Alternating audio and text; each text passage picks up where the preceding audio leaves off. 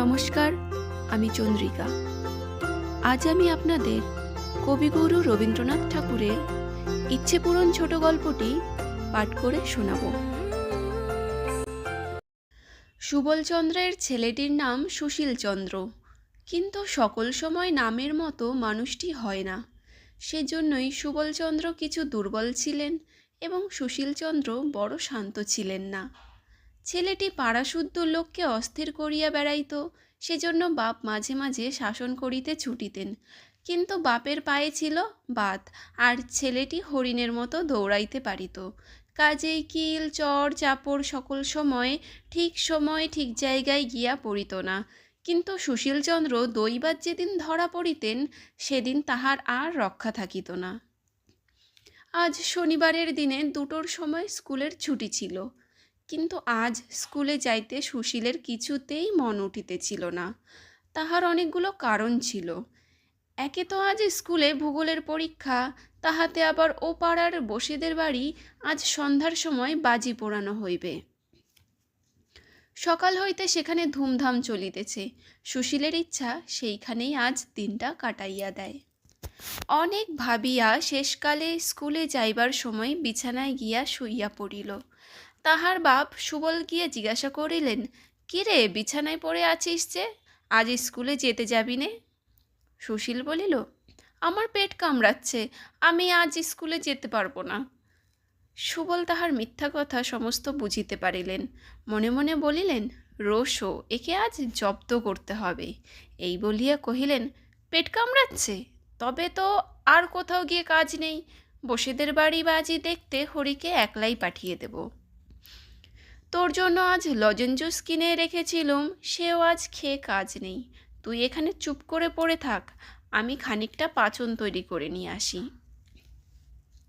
এই বলিয়া তাহার ঘরে শিকল দিয়া সুবলচন্দ্র খুব তিতো পাচন তৈয়ার করিতে গেলেন। সুশীল মহা মুশকিলে পড়িয়া গেল। লজেন জুস সে যেমন ভালোবাসিত, পাচন খাইতে হইলে তাহার তেমন সর্বনাশ বোধ হইত।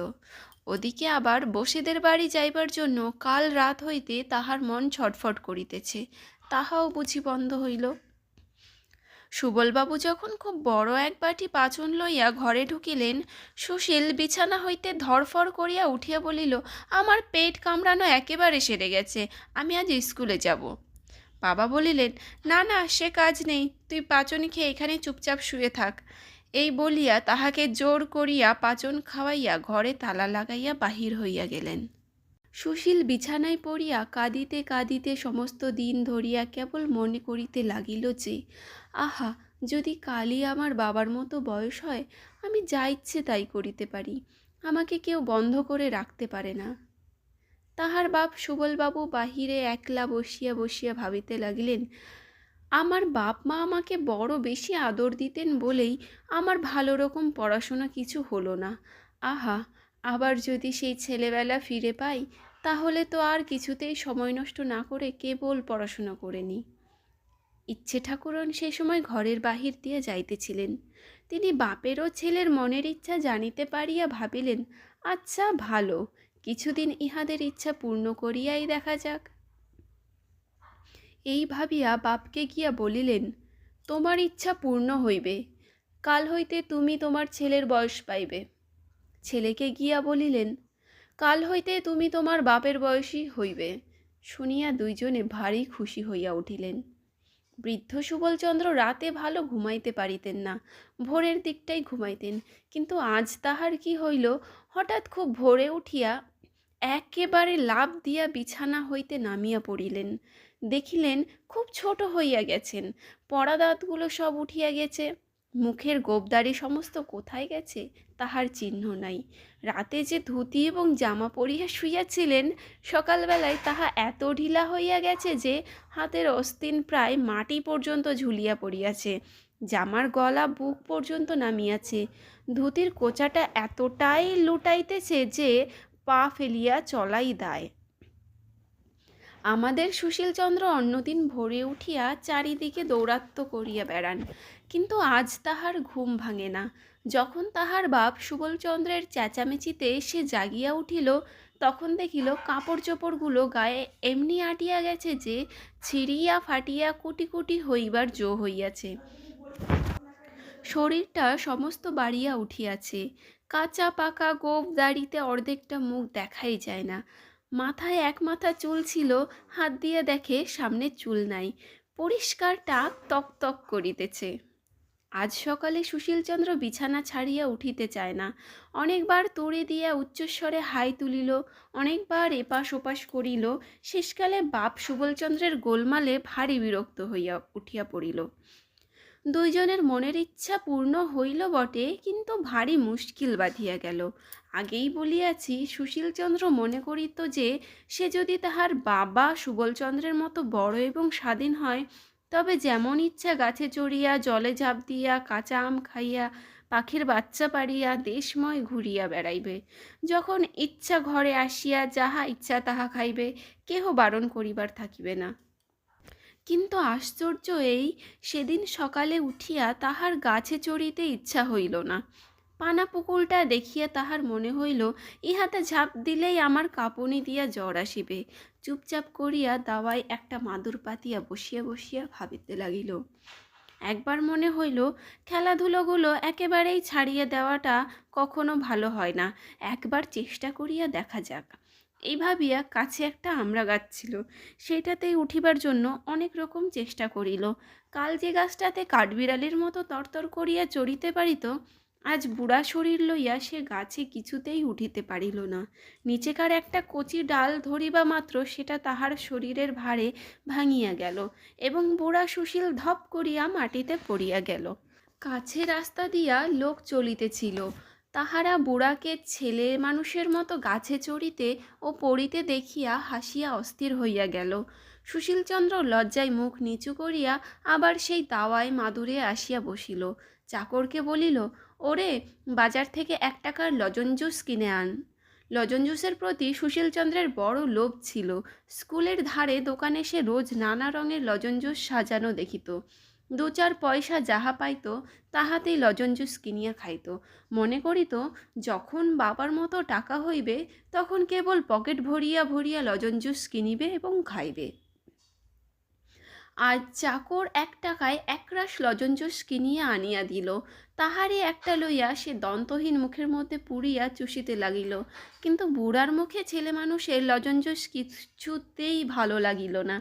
একবার ভাবিল, এগুলো আমার ছেলে মানুষ বাবাকে খাইতে দেওয়া যাক। আর তখনই মনে হইল, না, কাজ নাই, এত লজেন জুস খাইলে উহার আবার অসুখ করিবে। কাল পর্যন্ত যে সকল ছেলে সুশীলচন্দ্রের সঙ্গে কপাটে খেলিয়াছে, আজ তাহারা সুশীলের সন্ধানে আসিয়া বুড়া সুশীলকে দেখিয়া দূরে ছুটিয়া গেল।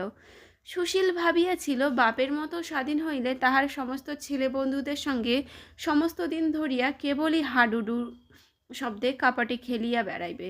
কিন্তু আজ রাখাল, গোপাল, অক্ষয়, নিবারণ, হরিশ এবং নন্দকে দেখিয়া মনে মনে বিতক্ত হইয়া উঠিল। ভাবিল, চুপচাপ করিয়া বসিয়া আছি, এখনই বুঝি ছোড়াগুলো গোলমাল বাঁধাইয়া দিবে। আগেই বলিয়াছি, বাবা সুবলচন্দ্র প্রতিদিন দাওয়ায় মাদুর পাতিয়া বসিয়া বসিয়া ভাবিতেন। যখন ছোট ছিলাম তখন দুষ্টুমি করিয়া সময় নষ্ট করিয়াছি। ছেলে বয়স ফিরিয়া পাইলে সমস্ত দিন শান্তশিষ্ট হইয়া ঘরে দরজা বন্ধ করিয়া বসিয়া কেবল বই লইয়া পড়া মুখস্থ করি। এমনকি সন্ধ্যার পরে ঠাকুমার কাছে গল্প শোনাও বন্ধ করিয়া প্রদীপ জ্বালিয়া রাত্রি 10টা-11টা পর্যন্ত পড়া তৈয়ারি করি। কিন্তু ছেলে বয়স ফিরিয়া পাইয়া সুবলচন্দ্র কিছুতেই স্কুলমুখ হইতে চাহেন না। সুশীল বিরক্ত হইয়া আসিয়া বলিল, বাবা স্কুলে যাবে না? সুবল মাথা চুলকাইয়া মুখ নিচু করিয়া আস্তে আস্তে বলিতেন, আজ পেট কামড়াচ্ছে, আমি স্কুলে যেতে পারবো না। সুশীল রাগ করিয়া বলিত, পারবে না বই কি, স্কুলে যাবার সময় আমারও অমন ঢের পেট কামড়েছে, আমি ওসব জানি। বাস্তবিক সুশীল এত রকম উপায়ে স্কুল পালাইত, এবং সে এত অল্প দিনের কথা যে তাহাকে ফাঁকি দেওয়া তাহার বাপের কর্ম নহে। সুশীল জোর করিয়া ক্ষুদ্র বাপটিকে স্কুলে পাঠাইতে আরম্ভ করিল। স্কুলের ছুটির পর সুবল বাড়ি আসিয়া খুব একচোট ছুটোছুটি করিয়া খেলিয়া বেড়াইবার জন্য অস্থির হইয়া পড়িতেন। কিন্তু ঠিক সেই সময়টিতে বৃদ্ধ সুশীলচন্দ্র চোখে চশমা দিয়া একখানা কৃত্তিবাসের রামায়ণ লইয়া সুর করিয়া করিয়া পড়িত। সুবলের ছুটোছুটি গোলমালে তাহার পড়ার ব্যাঘাত হইত। তাই সে জোর করিয়া সুবলকে ধরিয়া সম্মুখে বসাইয়া হাতে একখানা স্লেট দিয়া আঁক ঘষতে দিত। অঙ্কগুলো এমনই বড় বড় বাছিয়া দিত যে তাহার একটা একটা কষিতেই তাহার বাপের 1 ঘন্টা চলিয়া যাইত। সন্ধ্যাবেলায় বুড়ো সুশীলের ঘরে অনেক বুড়াই মিলিয়া দাবা খেলিত। যে সময়টাই সুবলকে ঠান্ডা রাখিবার জন্যই সুশীল একজন মাস্টার রাখিয়া দিল। মাস্টার রাত্রি 10টা পর্যন্ত তাহাকে পড়াইত। খাওয়ার বিষয়েও সুশীলের বড় কড়াক্কড় ছিল, কারণ তাহার সুবল যখন বৃদ্ধ ছিলেন তখন তাহার খাওয়া ভালো হজম হইত না, একটু বেশি খাইলেই অম্বল হইত।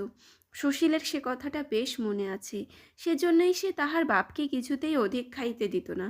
কিন্তু হঠাৎ অল্প বয়স হইয়া আজকাল তাহার এমন ক্ষুধা হইয়াছে যে নুড়ি হজম করিয়া ফেলিতে পারিতেন। সুশীল তাহাকে যতই অল্প খাইতে দিত, পেটের জ্বালায় তিনি অস্থির হইয়া বেড়াইতেন। শেষকালে রোগা হইয়া শুকাইয়া তাহার সর্বাঙ্গের হাড় বাহির হইয়া গেল। সুশীল ভাবিল শক্ত ব্যামো হইয়াছে, তাই কেবল ঔষধ গিলাইতে লাগিল। বুড়া সুশীলেরও বড় গোল বাঁধিল। সে তাহার পূর্বকালের অভ্যাস মতো যাহা করে তাহাই তাহার সহ্য হয় না।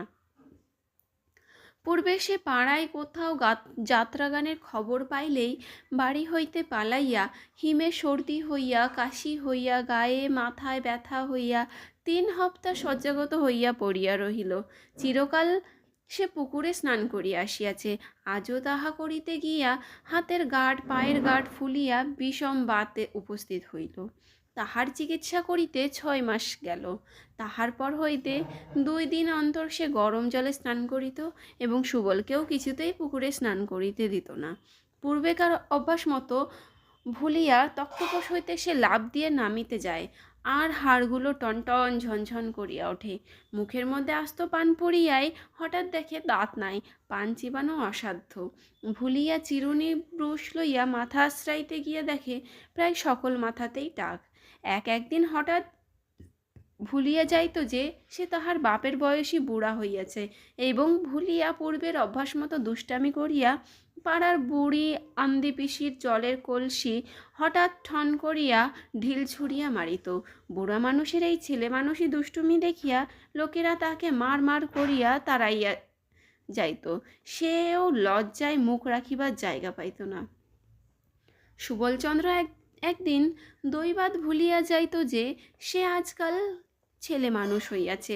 আপনাকে পূর্বের মতো বুড়া মনে করিয়া যেখানে বুড়ো মানুষেরা তাস পাশা খেলিতেছে সেইখানে গিয়া সে বসিত এবং বুড়ার মতো কথা বলিত। শুনিয়া সকলেই তাহাকে যা যা খেলা করগে যা, জ্যাঠামি করতে হবে না বলিয়া কান ধরিয়া বিদায় করিয়া দিত। হঠাৎ ভুলিয়া মাস্টারকে গিয়া বলিত, দাও তো তামাকটা, দাও তো খেয়ে নি। শুনিয়া মাস্টার তাহাকে বেঞ্চের উপর এক পায়ে দাঁড় করাইয়া দিত। নাপিতকে গিয়া বলিত, ওরে বেজা, কদিন আমাকে কামাতে আসিসনি কেন? নাপিত ভাবিত ছেলেটি খুব ঠাট্টা করিতে শিখিয়াছে। সে উত্তর দিত, আর 10 বছর বাদে আসবো এখন। আবার একদিন তাহার পূর্বের অভ্যাস মতো তাহার ছেলে সুশীলকে গিয়া মারিত। সুশীল ভারী রাগ করিয়া বলিত, পড়াশোনা করে তোমার এই বুদ্ধি হচ্ছে? একরত্তি ছেলে হয়ে বুড়ো মানুষের গায়ে হাত তোলো। অমনি চারিদিক হইতে লোকজন ছুটিয়া আসিয়া কেহ কিল চর, কেহ গালি দিতে আরম্ভ করে। তখন সুবল একান্ত মনে প্রার্থনা করিতে লাগিল যে, আহা, যদি আমি আমার ছেলে সুশীলের মতো বুড়ো হই এবং স্বাধীন হই, তাহা হইলে বাঁচিয়া যাই। সুশীলও প্রতিদিন জোরহাত করিয়া বলে, হে দেবতা, বাপের মতো আমাকে ছোট করিয়া দাও, মনের সুখে খেলা করিয়া বেড়াই। বাবা যেরকম দুষ্টামি আরম্ভ করিয়াছে, উহাকে আর আমি সামলাইতে পারি না।